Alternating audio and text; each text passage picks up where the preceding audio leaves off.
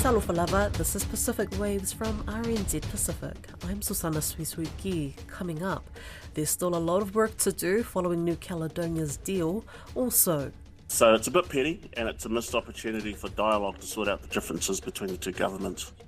New Zealand's Prime Minister won't be in the Cook Islands for celebrations, and it's a fairly significant event for the Pacific as well in terms of having a Pacific Island country. Australia hosts its largest military exercise.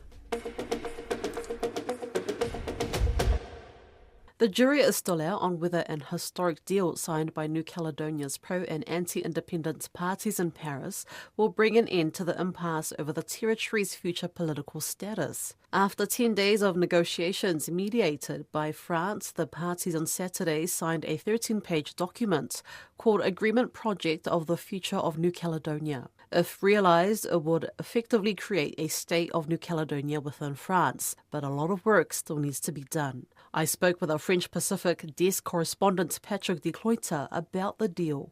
Talofa lava, Patrick, what is this agreement that's been announced at the weekend in Paris? It's been described as a historic agreement signed in the early hours of Saturday in Paris. And for the first time in years, the pro-independence and pro-France parties got together and finally signed what is mainly regarded as a compromise. Apparently it was not easy. These follow the series of talks that took place since February this year. The key player in these talks and the resumption of these talks is the French Minister for Overseas, Manuel Valls. The main challenge was to get both opposing camps to recognize and move a little bit away from their respective positions. On the pro-independence side, they wanted nothing less than full sovereignty, and on the pro-France side, the parties were bent on having the results of the last three referendums recognized and fully respected. Between 2018 and 21, there's been three referendums that have mainly resulted in the rejection of independence. And then last year, in May 2024, there was these riots in New Caledonia, mainly connected to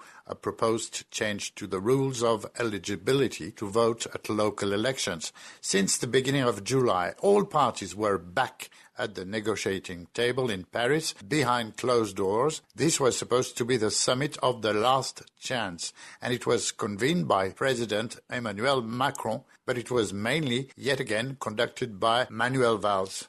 So after a solid 12 days of negotiations, very secret negotiations, a document was signed by everyone, and it came out in the wee hours of Saturday, just before 7 a.m.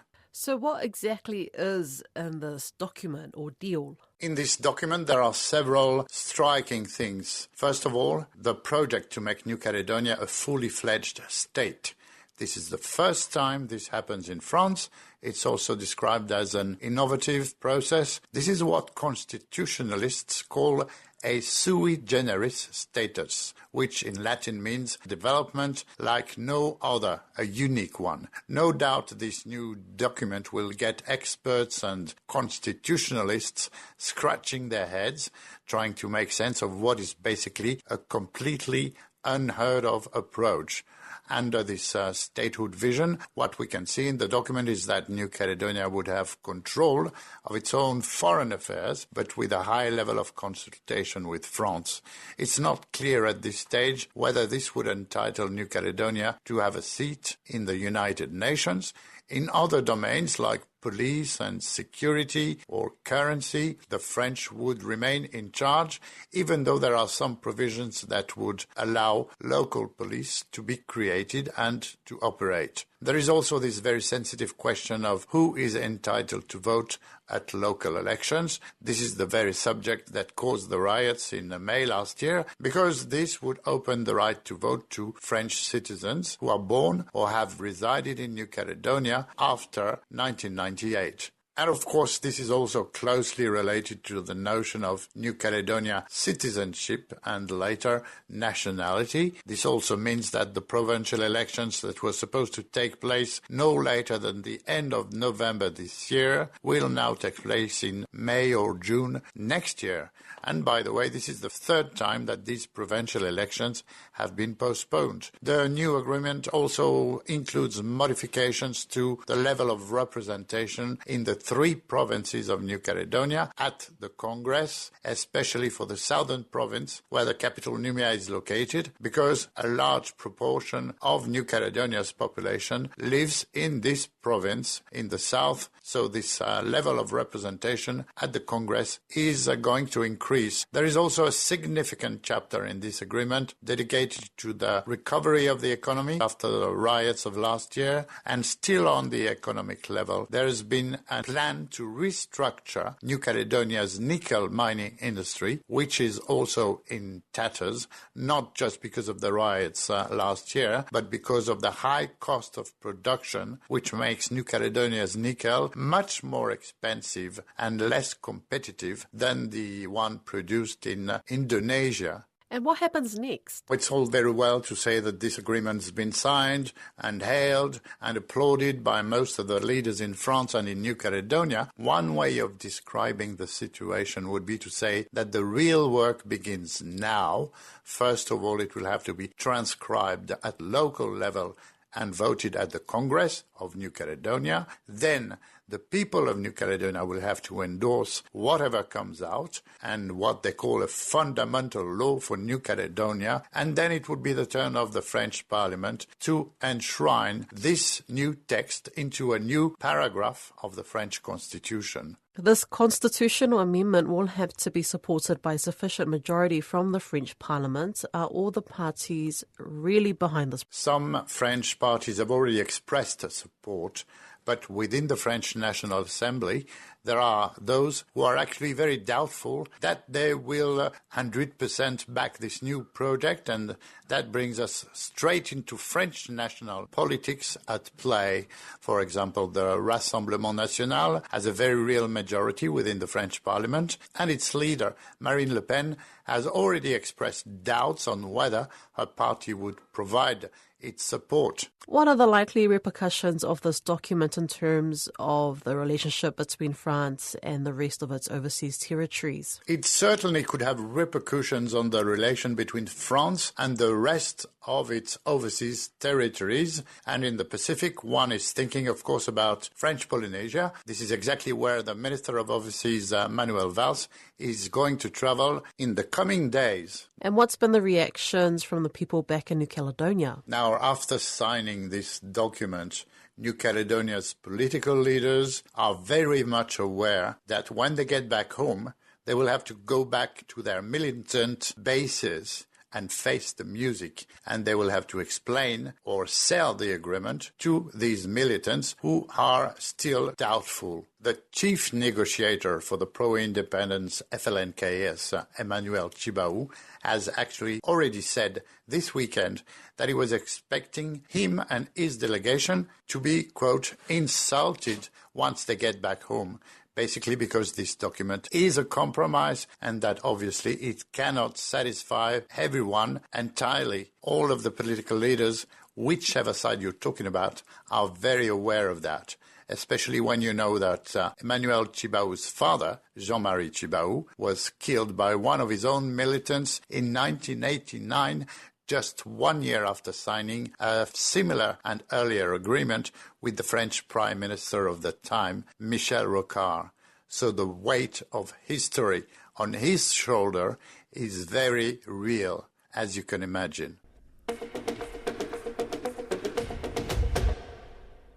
It's been confirmed New Zealand's Prime Minister Christopher Luxon will not be travelling to the Cook Islands for its 60th Constitution celebrations next month. Instead, Governor-General Dame Cindy Kiro will be attending. Caleb Fotheringham has more. August 4th marks 60 years of the Cook Islands being in free association with New Zealand.